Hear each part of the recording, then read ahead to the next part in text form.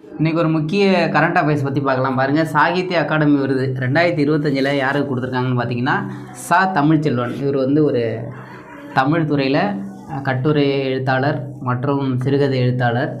எந்த நூல் கொடுத்துருக்காங்க அப்படின்னு பார்த்தீங்கன்னா தமிழ் சிறுகதையின் தடங்கள் என்ற இந்த இலக்கிய விமர்சன பிரிவில் கொடுத்துருக்காங்க. சரிங்களா? இந்த நூல் பேர் என்னென்னு பார்த்தீங்கன்னா தமிழ் சிறுகதையின் தடங்கள். சரிங்களா?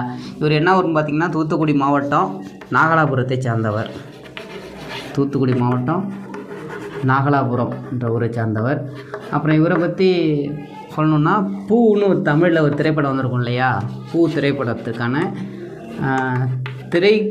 சிறந்த திரைக்கதை ஆசிரியருங்கிற பட்டத்தை கொடுத்துருக்காங்க. இந்த சாகித்ய அகாடமி விருது வந்து எத்தனை மொழிகளில் கொடுக்குறாங்கன்னா மொத்தம் 24 மொழிகளில் கொடுக்குறாங்க. சரிங்களா?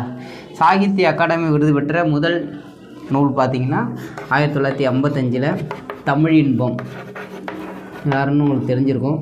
யார்? தமிழின்பங்கிற நூலுக்கு ராபி சேதுப்பிள்ளை அவருக்கு கொடுத்துருப்பாங்க. சரிங்களா? சாகித்ய அகாடமி விருது பெற்ற முதல் நூல் எதுன்னு பார்த்தீங்கன்னா தமிழின்பம். யாருக்கு? ராபி சேதுக்கு. சரிங்களா? அதே போல் 2025 யாருக்குன்னு பார்த்தீங்கன்னா தமிழ்ச்செல்வன். முக்கியமான கொஸ்டின் நோட் பண்ணி வச்சிங்க, வர எக்ஸாம்பிள் கேட்கலாம். தமிழ்ச்செல்வன். நூல் பேர் பார்த்தீங்கன்னா தமிழ் சிறுகதையின் தடங்கள். ஓகேங்களா? தேங்க்யூ.